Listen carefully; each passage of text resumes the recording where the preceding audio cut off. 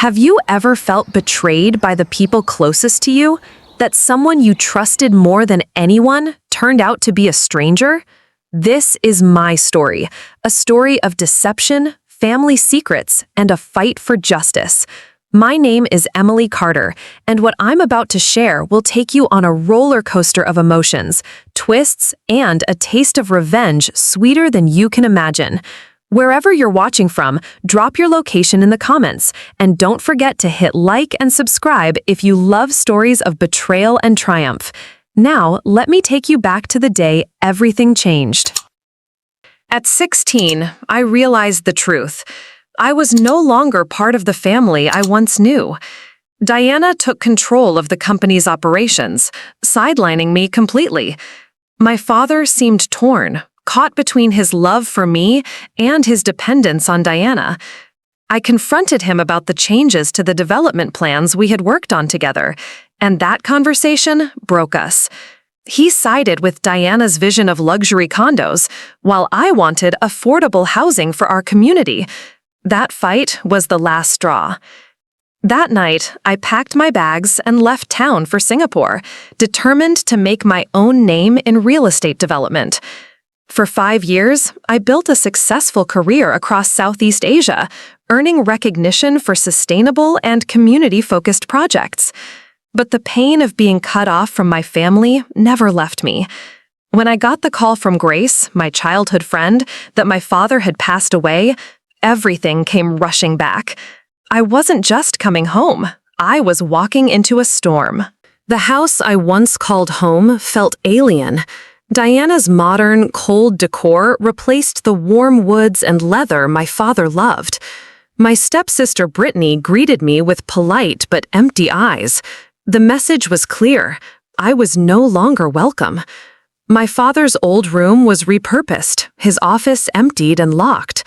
I heard whispers about funeral plans and legal matters that excluded me. I felt anger and grief twisting inside me. But what my family didn't know was that my father had been quietly planning for me all along. In the library, I found my old copy of The Count of Monte Cristo, a birthday gift from my dad.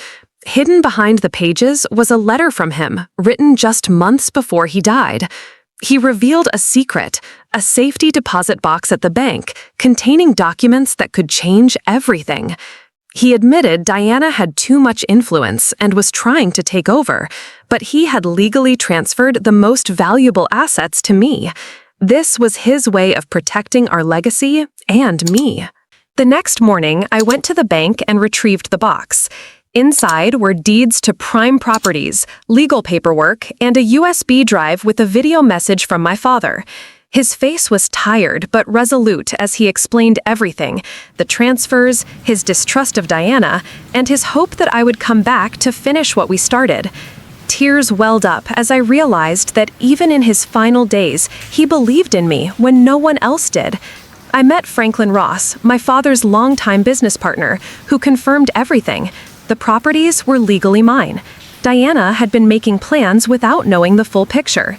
He warned me about her likely reaction, but said my father would have been proud that I was fighting for what was rightfully mine.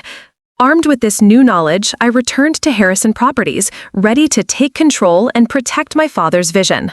Margaret Wilson, my father's assistant for 2 decades, welcomed me back warmly.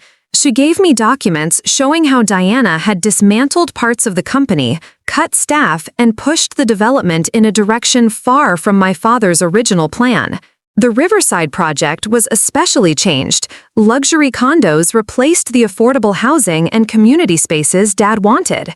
I realized the fight for the company and the town was just beginning.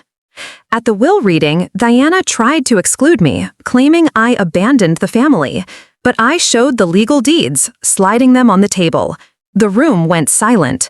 Diana's shock was palpable. The transfers were legitimate. She had no claim over those properties. The company itself was now essentially a shell, with all valuable assets under my control. Chaos erupted, but I remained calm, knowing the truth was finally out. Diana threatened lawsuits and tried to manipulate board members, but the truth was on my side. I reminded everyone that my father had left her financially secure, but had protected the legacy of Harrison Properties from her ambitions. I stood firm, ready to defend the vision my father and I shared, one rooted in community, not quick profit. The battle lines were drawn, but I had the law and my father's planning behind me.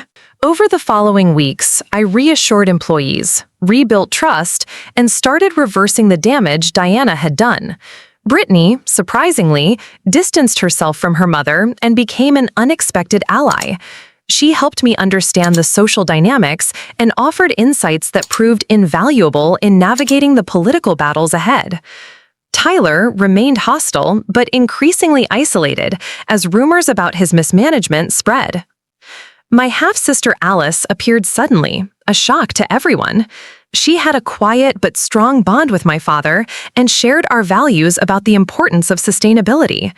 Though she wasn't interested in the business, her expertise and perspective helped me incorporate green initiatives into the Riverside project.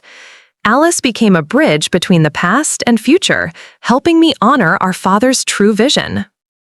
Brittany's strategic thinking played a crucial role in mobilizing community support. She organized residents who benefited from the project to speak at council meetings, giving a human face to the development's impact. The council's unanimous vote for our revised plan was a turning point. It was a blow to Diana and her allies, and a clear message that the town supported a future that included everyone.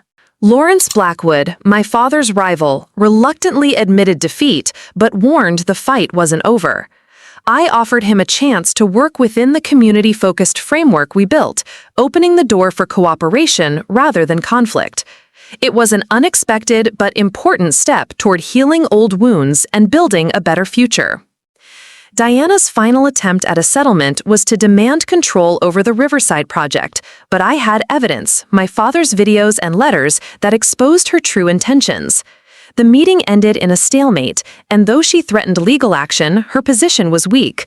Over time, she withdrew from the company, selling her shares and retreating from the town she tried to control.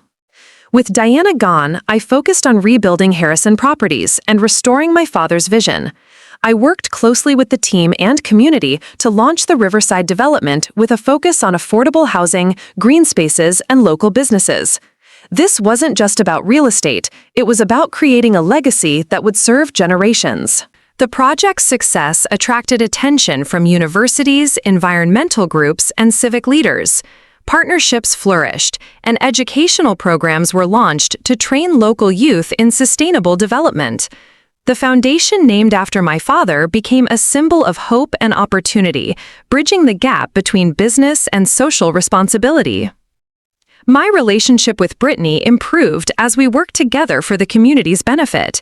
She became a key figure in navigating local politics and social dynamics, helping build trust and engagement.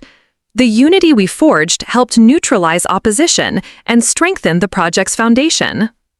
Despite ongoing challenges from opponents, the momentum was on our side. Our transparency and commitment to community values built widespread support. Media coverage and social media campaigns helped us spread our message and gather new allies. The transformation of Harrison Properties became a model for ethical business practices. From a sideline daughter to a respected leader, my journey wasn't easy. I faced betrayal, exclusion, and doubt, but I stood firm, fueled by my father's faith and my own determination. I learned that legacy isn't just about assets, it's about values, vision, and resilience. As the Riverside project neared completion, the community's pride grew. Families who once struggled now had stable homes. Local businesses flourished. Green spaces became gathering places. The dream my father and I shared was alive and thriving. My life transformed alongside the project. I reconnected with my roots and built a family of allies, including Alice, Brittany, Grace, and many others who believed in this vision.